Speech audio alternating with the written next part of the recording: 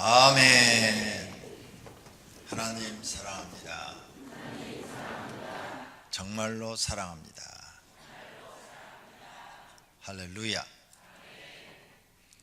오늘은 스승의 주일입니다. 그래서 스승을 존경하라 하는 말씀으로 함께 은혜를 받고자 합니다. 오늘 본문 말씀입니다. 잘 다스리는 장로들을 배나 존경할 자로 알되 말씀과 가르침에 수고하는 이들에게 더욱 그리할 것이라. 예수님 제자들의 이름을 사도라 합니다.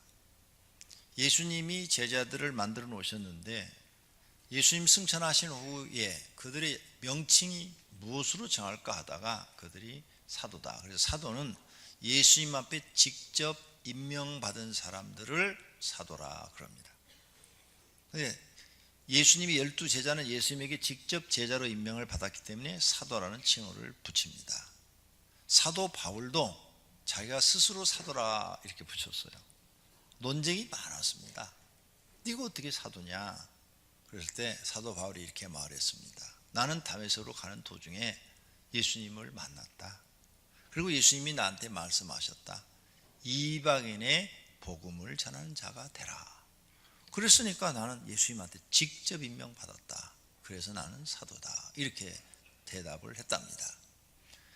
자, 예수님의 제자들이 또 이제 성도들을 이렇게 은혜 받게서 제자를 만들었지요. 그래서 교회들을 세웠습니다. 교회를 세워놓고 담임자를 세워놓고 또 다른 교회를 개척해야 되는데 다른 곳에 가서 복음을 전해야 되는데 그 담임자의 명칭을 뭐라고 할 것인가? 제사장이라 할 것인가? 선지자라고 할 것인가? 랍비라고 할 것인가? 다 안 맞습니다. 제사장도 붙일 수가 없어요. 제사장은 아론의 후손만 되니까 안 돼. 선지자는 하나님 앞에 직접 음성을 듣는 사람, 특별한 하나님의 선택을 받은 사람만이 선지자가 될 수 있어요. 그것도 안 되고 예언하는 능력이 있어야 돼요. 그러니까 안 되고 랍비는 랍비 학교를 나와야 되니까 안 되고 붙일 이름이 없어요. 그래서 제자들이 고민하다가 결정을 했습니다. 각 고을마다 어르신 그리고 중요한 일을 결정하는 그 동네의 가장 어르신들을 장로라 그럽니다.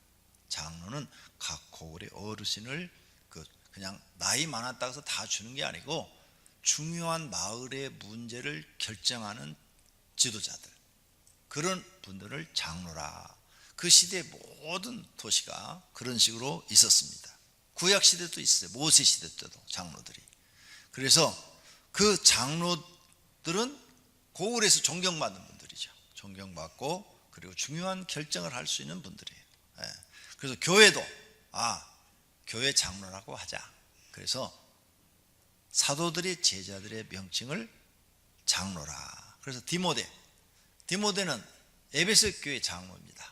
그래서 에베소 교회를 맡겼어요. 사도 바울이. 너는 이 교인 중에서 제일 믿음이 좋으니까 네가 이 교회를 맡아서 성도들을 하나님의 말씀으로 잘 양육하고 예배하고 이런 목회자가 되라. 그래서 담임으로 그를 딱 세웠어요.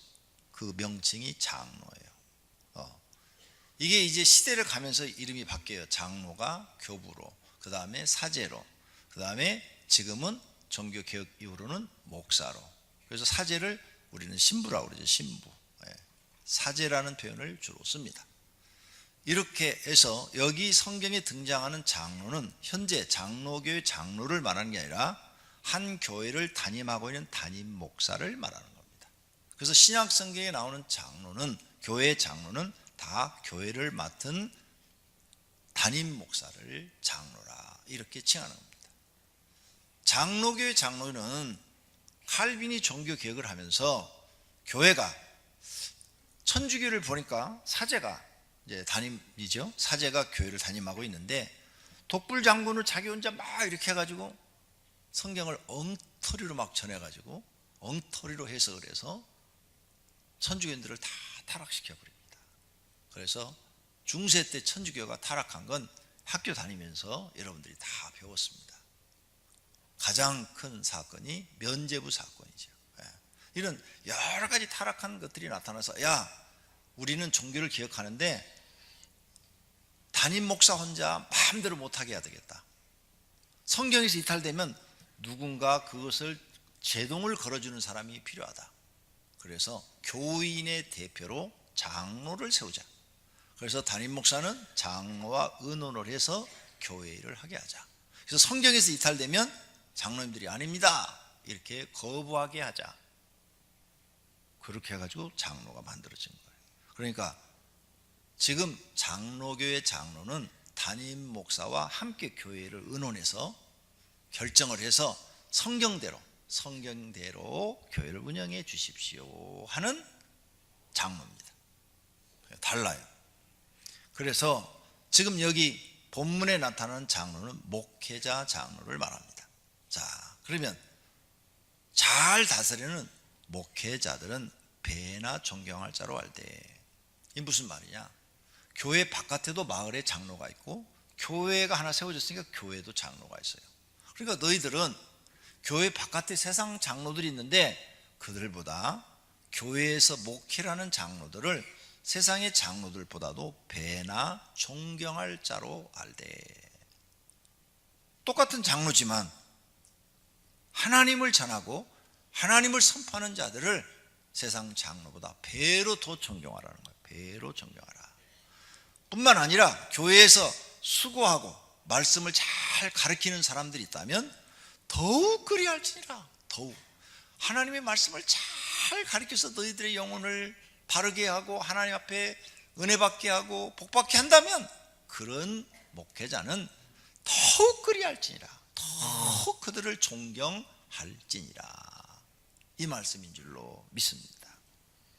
18절 성경에 일렀으되 곡식을 밟아 떠는 소의 입에 망을 씌우지 말라.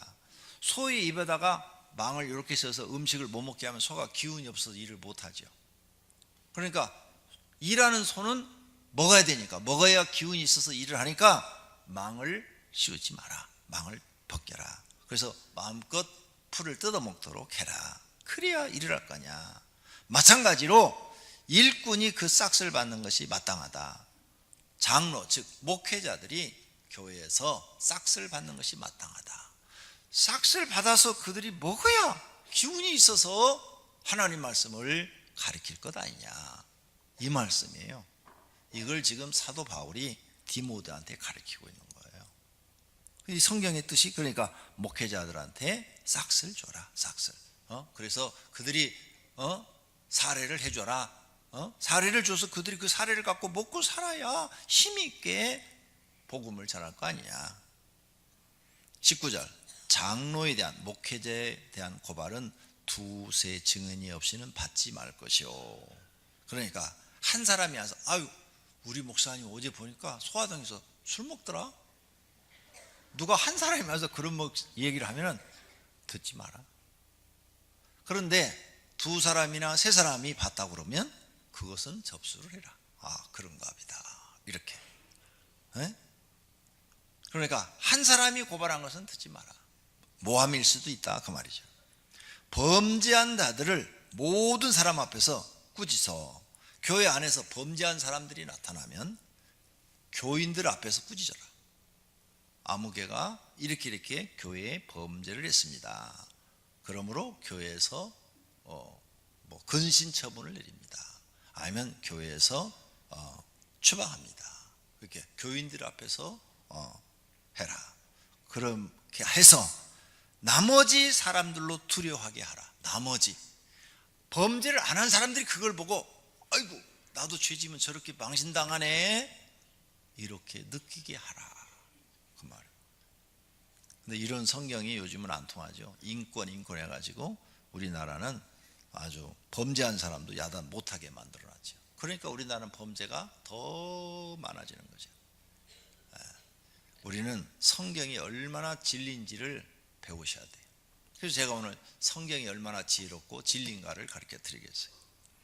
우리가 무안에 옛날에 몇 년 전에 선교를 했어요. 그래서 우리 장로님들도 갔다 오고 저도 갔다 오고 그랬는데, 무안이라는 중국 도시에, 그 무안이 중국의 중원입니다. 옛날 소설에 보면 중원, 중국의 중원이라는 도시가 있었죠.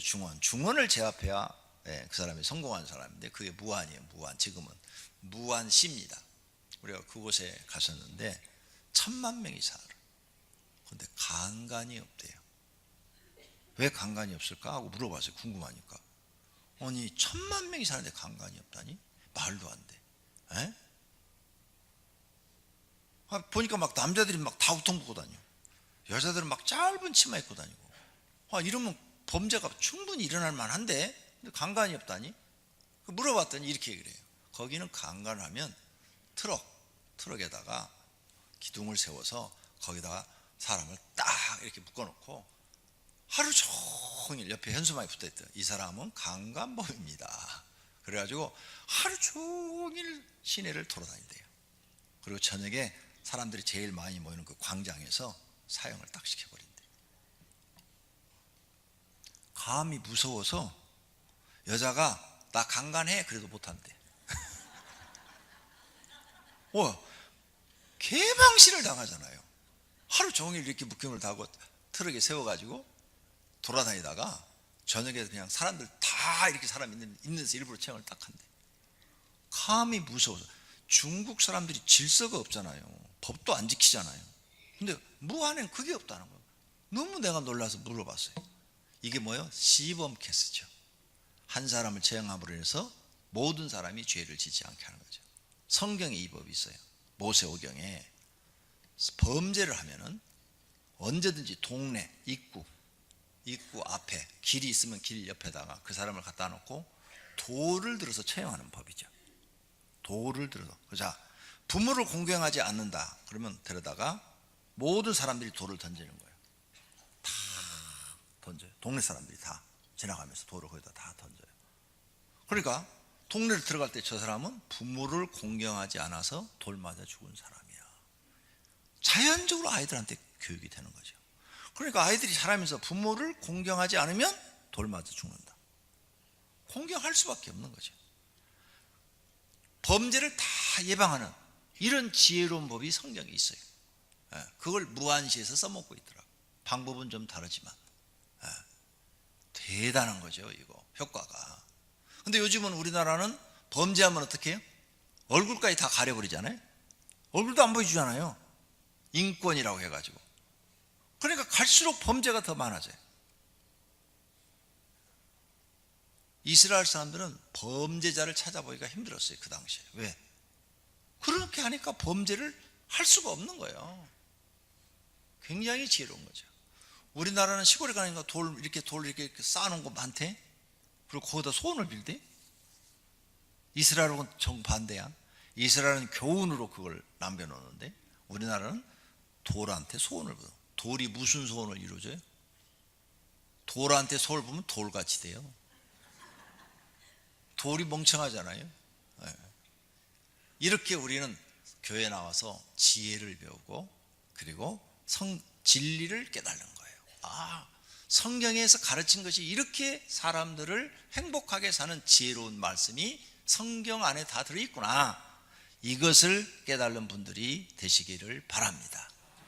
그래야 여러분이 성경을 읽고 인생을 배우는 거죠.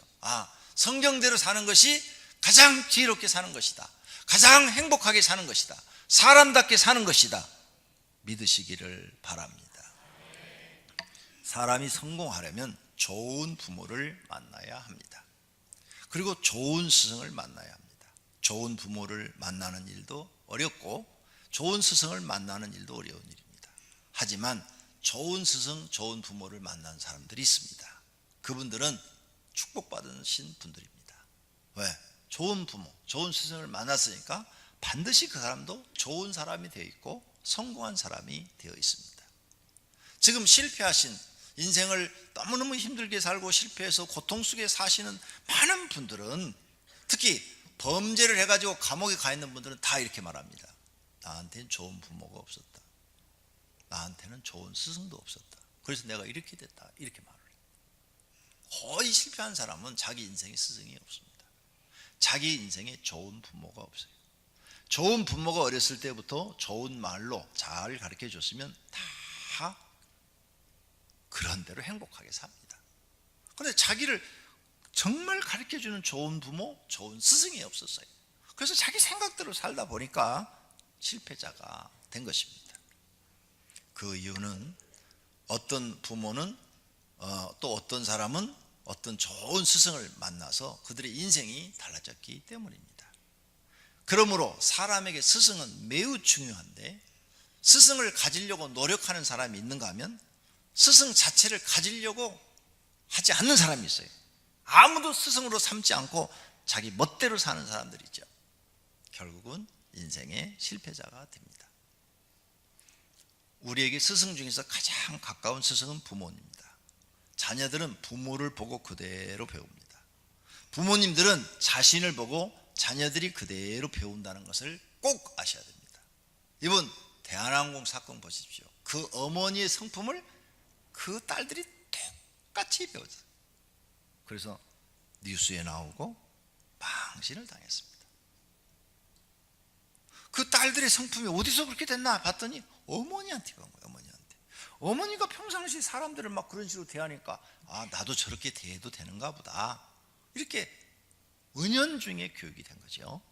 그렇게 사람을 함부로 대하다가 별일도 아니에요. 막 사회에서는 보니까 구속하라고 그러는데, 여러분, 대한민국 법에 대통령이든 대통령의 부인이든 대통령의 딸이든 여러분이든 사람한테 물 찌그렸다고 구속하는 일은 없습니다. 그 사람이 인격이 부족할 뿐이지 그것 때문에 구속한 일은 없어요. 그럼 영화에서도 보면은 컵 갖고 상대방 얼굴에다 확 붙은데 그럼 구속되나? 그건 구속이 안 돼요. 만약 그게 문제가 된다면 경범이 됩니다. 법적으로 문제가 된다면 경범이 돼가지고 벌금 정도 나올 겁니다. 저는 법을 잘 모르지만 내가 지금까지 들은 상식으로는 아마 얼굴을 물에 껴서 모욕을 줬다면 10만 원 미만의 벌금을 낼 겁니다. 옛날에 어떤 분이 누구 맥살을 잡고 한번 흔들었는데 그게 고발돼가지고 벌금 나온 거 보니까 7만 원 나오더라고요. 네. 별거 아니에요. 네. 근데 막 그걸 구속하라고 그러면 그건 법을 뛰어넘는 거예요. 법은 만인에게 평등해야 됩니다. 그분의 인격이 문제가 있는 거지, 그걸 법적으로는 제가 볼 때 너무 무리한 요구는 안 하는 게 좋겠다, 그런 생각이 저는 들어요. 자, 이렇게 부모님은 스승이라는 거 잊지 마세요. 그러니까 지금 부모님이 가정에서 말하고 행동하는 걸 누가 배우고 있느냐? 자녀들이 그대로 배우고 있다는 거죠. 안 가르쳤어요. 이렇게 했을지도 몰라요. 야, 아빠는 술 먹지만 넌 술 먹지 마.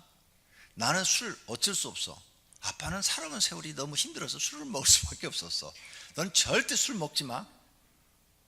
그런데 나중에 보면 그 아들이 똑같이 아버지처럼 술꾼이 됩니다. 왜? 배운 게 그거밖에 없어요. 살기 힘들면 술 먹는구나. 근데 자기도 이제 어른이 돼서 결혼해서 살기 힘들면 술 먹는 거예요. 왜? 아버지한테 배운 게 그거밖에 없으니까. 아무리 여러분이 하지 말아도 합니다. 그래서 술꾼의 아들은 술꾼이 되는 거예요. 그러니까 부모는 스승이니까 부모님이 정말 집에서 아이들한테 본된 생활을 하셔야 됩니다. 그래야 자녀들이 좋은 걸 보고 배우는 겁니다. 우리는 가장 가까운 스승이 부모라는 것을 알고 언행을 조심해야 됩니다. 요즘 학교에서 스승한테 막 대드는 학생, 또 스승한테 욕을 하는 학생, 스승을 막 때리는 학생도 있죠. 그리고 또 그것이 문제가 돼가지고 부모님을 오라고 그러면 부모님이 와서 오히려 스승한테 막 모욕을 주고 자기 자녀 스승을 망신을 주고 막 그냥 더 심한 말을 막 해서 그 선생님이 그냥 스트레스 받아 쓰러지게 만들고 막 이런 일들이 벌어지고 있죠. 이런 분들은 자기 그걸 자녀가 그대로 배웠어요. 그 자녀가요 바깥에 나와서도 절대 스승이 없습니다. 회사 들어가도 상사가 누구고 겉으로는 예 다 하지만 한번 그 화가 올라오면 윗사람 없습니다.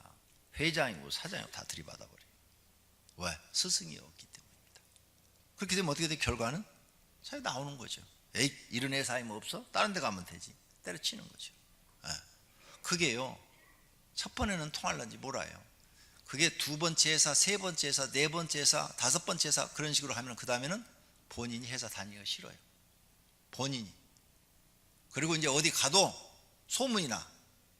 아무도 인정을 해주지 않습니다. 인생 실패자가 되는 겁니다. 그러니까 부모님들도 학교 선생님이나 어떤 스승에 대해서 존경심을 가져야지, 그분이 잘못했다고 해서 모욕을 주고 망신을 주고 그걸 자녀들 앞에 보이면은 자녀들은 그걸 배우고, 아, 우리 아버지가 우리 어머니가 하는 걸 보니까 스승은 별거 아니구나, 막 욕하고 때리고 막 그래도 되는구나. 집에서 보니까 막 스승에 대해서 막 욕을 하고 막. 제가 오랜 세월을 봤는데 교회를 다니는 집사님들이 자녀들이 교회 안 나와요. 왜 안 나오냐? 집에서 교회의 흉을 많이 본 거예요. 교회 가면 장로가 어쩌고 목사가 어쩌고 집사가 어쩌고 교회 운영이 어쩌고, 아이고 다 그래서 그냥 싸가지 없고 그냥 다 못된 것들 뿐이야. 집에서 날마다 흉을 본 거예요. 텔레비 보면서 같이. 애들이 다 들은 거예요. 아, 교인들은 다 못됐고 다 바쁘구나, 교회 갈 필요 없구나. 꾹 참고 어렸을 때는 그래도 교회 가! 그러니까 교회 갔는데 이제 자기들이 청년이 되니까 가기 싫어지는 거예요. 그렇게 교회가 나쁘다는데 내가 왜 다녀? 교회를 안 나가는 거예요. 무서운 일이죠. 보이지 않게 학습이 된 거예요, 이게. 그러니까 성도님들은 여러분 자녀를 망치지 않으려면 자녀 앞에서는 절대 교회에 나쁜 얘기하면 안 돼요. 좋은 얘기를 하셔야 돼요. 그래야 자녀들이 교회를 다니고 싶은 마음이 생기는 거죠. 학교 선생님에 대해서도 나쁜 얘기 하면 안 돼요. 선생님들이 무슨 사건 터서 뉴스에 나온다 그러면은 애들이, 에이, 요즘 선생님들은 다 저래. 그러면 야, 선생님이 우리나라에 몇십만 명인데 그 몇십만 명 중에서 몇 명이 그런 거야. 다 그런 줄 아냐? 지금 좋은 선생님이 얼마나 많아? 목사님이 거기 나오면, 야, 목사님이 10만 명이래. 10만 명 중에서 몇 명이 그런 거지, 나머지 목사님들은 다 훌륭하셔.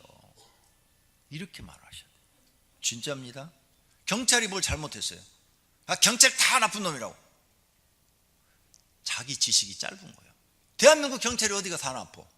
대한민국 경찰이 없으면 여러분이 저녁에 잠 어떻게 자? 지금 대한민국 경찰 한 명도 없애버려. 그럼 도둑놈 판치는 이 세상이 될 텐데 우리가 어떻게 밤중에 길을 걸어 다녀? 안 그래? 좋은 경찰이 10만 명 중에서 거의 다인데 그 중에 몇 명이 문제가 일어난 거죠. 세상을 똑바로 봐야 없어. 그걸 똑바로 가르쳐야지. 그래야 애들이 커서 경찰이 되고 싶은 마음이 있지. 경찰은 다 나쁜 놈이야. 그러니까 경찰 안 되고 도둑놈 되잖아.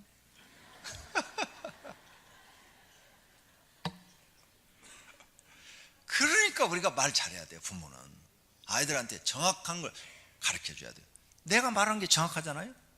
대한민국 경찰 10만 명이 넘어요. 지금 내가 알기로는 10만 명이 넘는데 그 중에 몇 명이 나쁜 거지 다 나쁜 거 아니잖아요.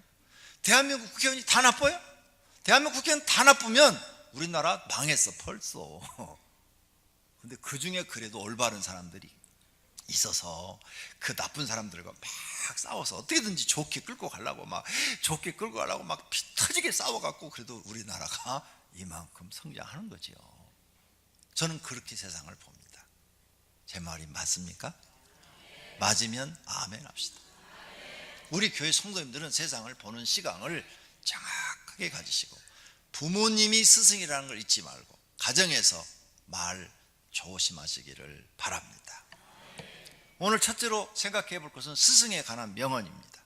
스승에 관한 명언들이 많더라고요.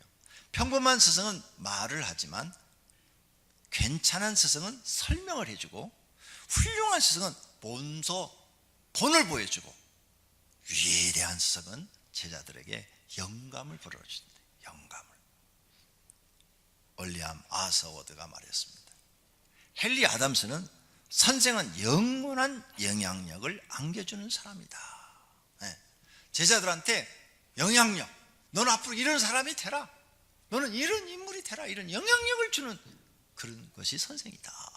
그러니까 선생이요 굉장히 중요한 거죠. 그 다음에 철학자 아리스토텔레스는 아이들을 가르치는 선생은 단지 아이를 낳기만 한 부모보다도 더 큰 존경을 받을 수 있다. 부모는 단지 생명을 안겨준 것뿐이지만 선생은 아이들의 훌륭한 생활을 위해서 힘쓰기 때문이다. 이렇게 말했어요. 일본에서 나오는 속담 스승의 그림자를 밟지 않도록 그림자에서 1m 떨어져라. 이 말이 줄여갖고 한국에서는 뭐라 그래요? 스승의 그림자는 밟지도 않는다. 이렇게 말이 달라졌죠. 그 다음에 군사부일체. 군은 임금님을 얘기하는 거고, 사는 스승을 얘기하는 거고, 부는 부모님을 얘기하는 거예요. 그러니까 임금님이나 부모님을 대할 때 임금님 대하듯 하고, 임금님을 대할 때 부모님 대하듯 하라. 선생님을 대할 때 부모님 대하듯 하고, 선생님을 대할 때 임금님 대하듯 하라. 군, 사, 부, 일체 같은 위치다 이 말이에요. 성경은 오늘 본문 잘 다스리는 선생님은 배나 존경할 자로 알아라. 할렐루야. 이런 말씀이에요. 우리가 이런 깊은 뜻을 알고 실천한다면 우리 자녀들도 훌륭한 제자들이 될 줄로 믿습니다. 두 번째로, 현재 스승들의 입장에서 지난주에 스승의 날 막 신문에 많이 났더라고요. 김영란법이 무섭다. 그리고 어떤 스승들은 이럴 바에는 스승의 날 없애버렸으면 좋겠다. 뭐 스승의 날 왜 만들어서 우리를 더 고통스럽게 하냐? 그냥 없애버려라. 아무것도 안 받겠다. 막 이렇게 막 신문에 나왔더라고요. 나 같아도 열받아서 스승의 날 없으라고 할 것 같더라고요. 예. 거절하기도 힘들대요. 선생님 오늘 스승의 날인데 꽃이라도 한 송이 보내려고 그러는데, 아니요, 보내시면 안 돼요. 김영란법에 걸려서 안 돼요. 거절하기도 힘들대요. 이런 세상이 지금 됐다. 스승이 존경받지 못하는 이상한 세상이 만들어지고 있다. 이건 잘못되어 가는 길입니다. 세 번째로, 제자들의 입장의 말입니다. 요즘은 존경할 만한 스승이 없다, 이렇게 말하는 분들이 있어요. 존경할 만한 분이 있어야지 뭐. 그 말도 또 일리가 있죠. 그런데 어떤 분들은 존경할 만한 스승은 있는데 어떻게 해야 할지 모르겠다. 어떻게 그분들을 존경해 드려야 될지 모르겠다 이거죠. 그리고 네 번째로, 스승을 존경하는 방법, 말로써 표현한다. 말로써 이렇게 만났으면, 아유 선생님 감사합니다. 선생님 말씀이 저한테 크게 도움이 되고 살아가는데 유익합니다. 이렇게 말로 감사의 표현을 하자. 전화 있잖아요. 지금은 대한민국 어디든지 다 전화할 수 있어요. 세계 어디든지 다 전화할 수 있으니까 전화로 감사 표현을 하자. 나는 말로 표현하니까 내성적이라 말이 잘 안 나온다. 그럴 때는 문자. 요즘 편지를 쓰는 사람 없어요? 요즘 문자. 제가 이번 주에 러시아에 있었습니다. 월화수목 러시아에 있었는데 스승의 날인 줄 잘 몰랐는데 막 문자가 오기 시작하는 거예요. 카톡으로도 오고 문자로도 오고 막 오기 시작하는데, 스승 목사님을 스승으로 두어서 뭐 감사합니다, 행복합니다, 뭐 여러 가지 문자들이 막 오더라고요. 그래서 그것도 러시아에서 받으니까 기분이 새롭대. 한국에서 받는 거하고 다르더라고요. 기분이 꽤 좋아요. 근데 우리 성도님들 거의 제가 러시아 간 줄 몰라요. 왜? 광고를 안 하고 가니까. 다른 교회는 광고하고 가는데 저는 잘 안 하고 갑니다. 이 목회자가 어디 이렇게 가면 성도들이 또 목사님 다녀오세요 그러고 가서 뭐 맛있는 거 사드세요 막 이렇게 뭘 이렇게 챙겨주더라고요. 그래서 그런 부담 안 주려고 광고를 안 하고 와요. 광고를 안 하고 장로님들하고 목회자들한테만 딱 얘기하고 갑니다. 여러분이 조그만 교회 다니보면 목사님들 막 광고하잖아요. 한 달 전부터 광고예요. 어디 갑니다. 왜? 가져라 이거예요. 가져라. 가져라. 나 어디 가니까 맛있는 거 사 먹을 것 좀 가져라. 저는 광고 안 하고 가서 여러분 몰라요. 어디 갔다 오는지도. 그 다음, 그러니까 문자로 아시는 분들은 문자가 왔어요. 너무 고마웠어요. 그 다음에 조그마한 또 선물들을 여러분 이렇게 드린다면 선생님들이 좋아하겠죠. 큰 거 주면은요 오히려 부담스럽습니다. 너무 큰 거 받으면요 부담이 돼요. 그래서 조그만 거 줘야 부담이 안 되고 마음만 전달하면 되잖아요. 그 김영란법 잘 만들어냈어요. 선물 5만 원 미만인가요? 3만 원 미만인가요? 그거 잘 만들어놨어요. 조그만 걸 줘야 부담이 적어요. 여러분, 내가 여러분한테 아유 집사님 그냥 뭐 맛있는 거 사서 주세요 하고 10만 원 주면 그냥 그런 대로 괜찮은데 100만 원 줘봐요. 얼마나 부담이 될 거예요. 이거 어떻게 해야 돼 이거? 그럼 나도 다음에 목사님 100만 원 줘야 되는 거야? 막 이렇게 부담이 커지잖아요. 그러니까 안 되는 거예요. 조그마한 선물을 준비해서 존경하는 마음을 표시만 하면 됩니다. 다섯 번째, 교회에서 스승을 발견해야 됩니다. 여러분, 우리는 교회 나오잖아요. 교회에 스승이 있어요. 다른 사람을 가르치는 일을 하는 사람들이 스승인데, 첫째가 교회에서는 예수님입니다. 예수님이 우리의 첫째 스승입니다. 예수님의 가르침 사복음서에 다 써놨으니까 그 가르침대로 사십시오. 여러분의 인생이 복된 인생이 될 줄로 믿습니다. 행복한 인생이 될 줄로 믿습니다. 둘째가 담임 목사입니다. 셋째가 부교육자입니다. 넷째가 목자와 교사들입니다. 여섯 번째로 스승에 관한 성경 말씀이 있어요. 오늘 본문 말씀처럼 배나 존경하는 사람이 되라. 두 번째로 스승에게는 순종하고 복종하라고 말합니다. 너희를 인도하는 자들에게 순종하고 복종하라. 그들은 너희 영혼을 위하여 경성하기를 자신들이 청산할 자인 것 같이 하느니라. 네, 너희를 인도하는 목회자들에게 순종하고 복종하라 그랬어요. 우리는 교회에 나와서 스승에게 순종과 복종을 배워야 돼요. 그러니까 세상에서 여러분이 깡패로 살았어도, 대장으로 살았어도 교회 나와서는 순종을 배우세요. 목회자가 얘기하면 복종하기 싫어도 하는 거, 복종. 이런 걸 배우면 내 성품의 변화가 일어나요.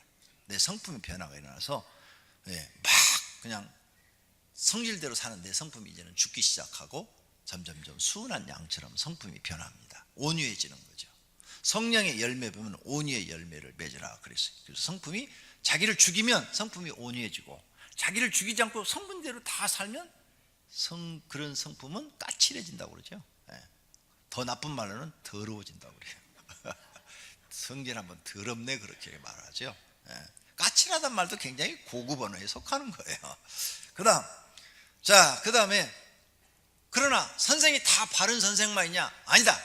거짓 선생이 있으니까 조심하라고 그랬어요. 베드로 후서 2장 1절에 너희 중에도 거짓 선생들이 있으리라 그랬어요. 그러니까 거짓 선생 만나면 우리 인생 망합니다. 조심하라. 거짓 선생 조심하라.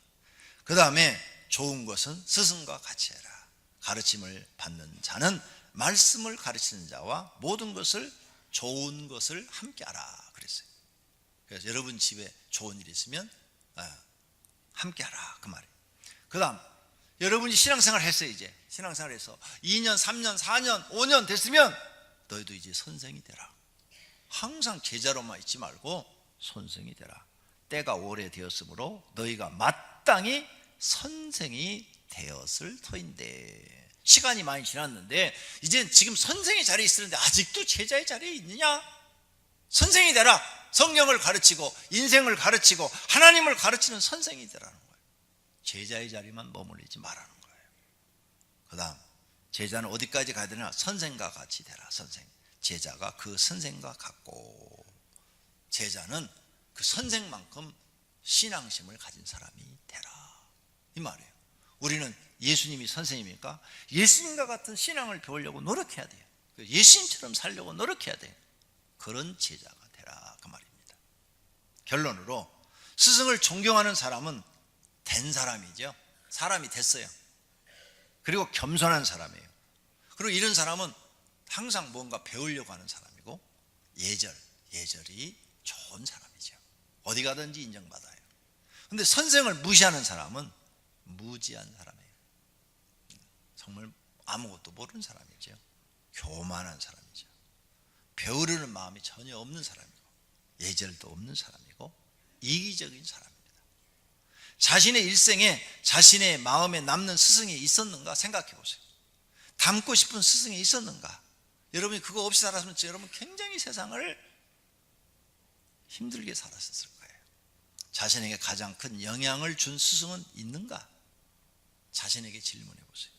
있다면 감사하세요. 하나님, 나한테는 좋은 스승이 있어 내가 이렇게 바르게 살 수 있어서 감사합니다. 없다면 이제부터라도 만드세요. 나이에 상관이 없어요. 나이에 상관이 없어요. 난 나이가 많으니까 필요 없어? 그러면 영원히 배우지 못합니다. 나는 자신 있게 여러분에게 말을 해요. 나에게는 스승이 있어요. 나는 이 자리에 설 수 없는 사람이에요. 나는 아무리 나를 뒤돌아봐도 여러분 앞에 이렇게 서서 하나님을 전할 수 있는 사람이 못 돼요. 내가 청소년 때 나는 서울역 앞에서 구두 닦은 사람이에요. 양아치요, 양아치. 그 당시에는 그런 사람들을 양아치라고 그랬어요. 양아치. 요즘은 양아치는 말을 잘 안 쓰죠. 네, 저는 양아치. 그대로 갔으면 감옥을 수십 번을 지금 들락날락 했을지도 몰라요. 그런데 하나님의 은혜로 누나를 통해서 우리 집이 전도돼 가지고 교회를 다니기 시작해서 제가 예수님을 만났어요. 일찍 10대 때 예수님을 만났어요. 그때부터 제 인생이 바뀌어졌어요. 두 번째, 나를 세례준 목사님이 깡패 목사님이에요. 여러분은 깡패 목사 싫어하잖아요. 근데 저는 그분이 제 인생의 가장 큰 은사예요. 은사. 선생님이에요. 그래서 제가 목사 안수 딱 받자마자 제일 먼저 그분을 찾아가서 그분 사무실에 가서 땅바닥에 큰절을 했어요. 목사님, 제가 목사님 때문에 목사가 되었습니다. 깜짝 놀라시는 거예요. 네가 목사가 돼? 네가? 야, 반가운 일이다, 반가운 일이다 그러시더라고요. 나 같은 걸 사람 만들어 놓은 거예요. 그분이 저한테 이렇게 말했어요. 반사를 맡겨놓고, 야, 너는 아버지가 안 계셔. 그러니까 무슨 일이든지 잘해야 돼. 잘못하면 애비 없는 후레자식 소리 듣는다. 그러니까 너는 무슨 일이든지 결정할 때 10번 이상 생각하고 결정하라. 지금까지 내가 기억하고 있잖아요. 10번 이상 생각하고 이렇게 결정하라는 거예요. 신중하라 이거죠. 두 번째, 너는 잠언서를 많이 읽어라. 잠언서. 세 번째, 1000권 이상의 책을 읽으면 대학교 나온 사람보다 네가 더 똑똑한다. 공부 못했다고 괴로워하지 말고 1000권 이상의 책을 읽어라. 우리 집에 책이 있으니까 있는 대로 다 갖다 봐라. 그래서 저는 책을 막 열심히 보기 시작한 거예요. 그래서 저를 사람 만들어줬다니까요. 나는 지적을 안 받았는데 새벽기도 안 나면 예배 시간에 대예배 시간에, 야 홍길동, 너 왜 새벽기도 안 나와?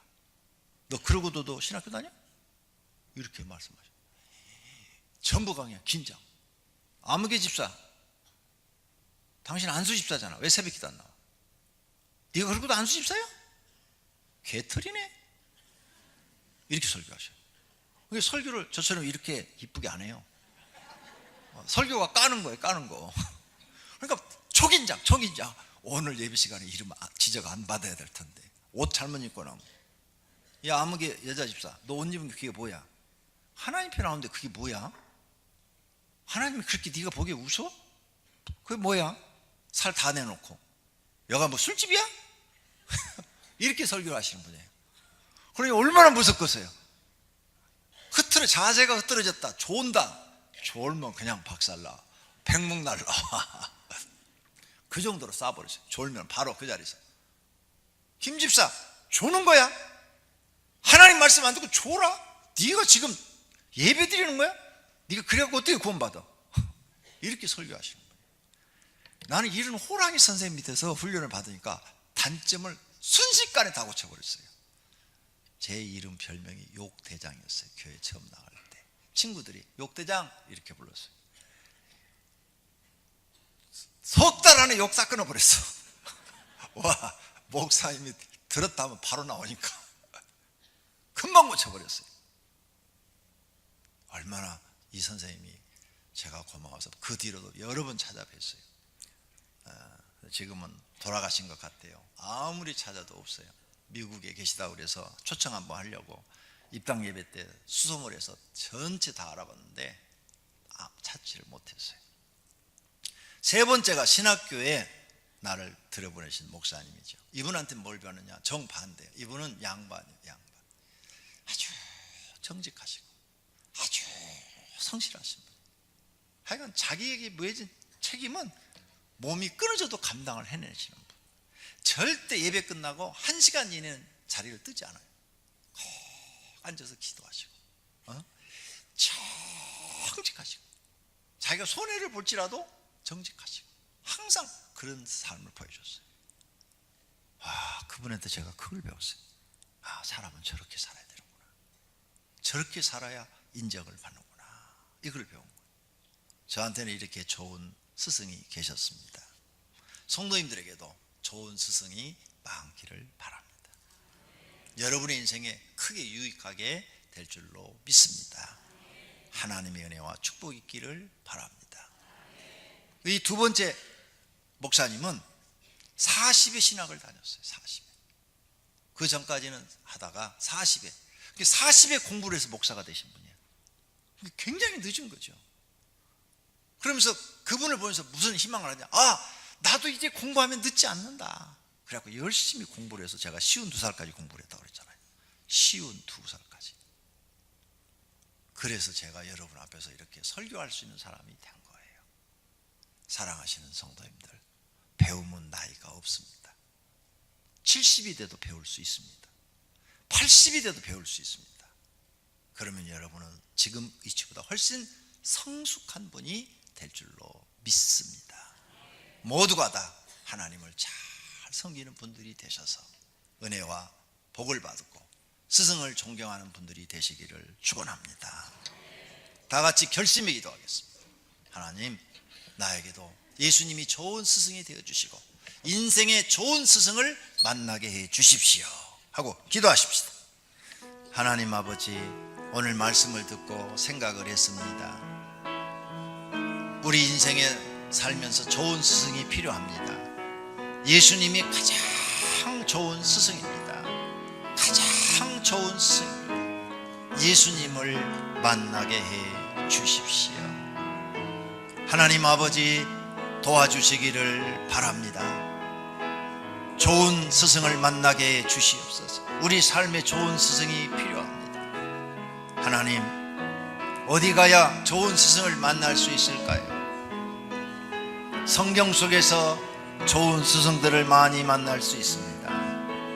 믿음의 좋은 스승들을 성경에서 발견하고 그분들을 스승으로 두게 하시고, 살면서 주변에 좋은 스승들이 있으면 그분들을 존경하고 그분들한테 가서 인생을 물어보고 성경을 물어보면서 배워서 남은 생에는 복된 삶, 축복의 삶을 살게 하소서. 그리고 학교에서 우리를 가르쳐 주시는 스승들이나, 그리고 우리 주변에서 우리에게 뭔가를 가르쳐 주는 그 스승들도 무시하지 말고 존경할 자로 알고 진심으로 그들을 존경하는 마음을 주시옵소서. 예수님의 이름으로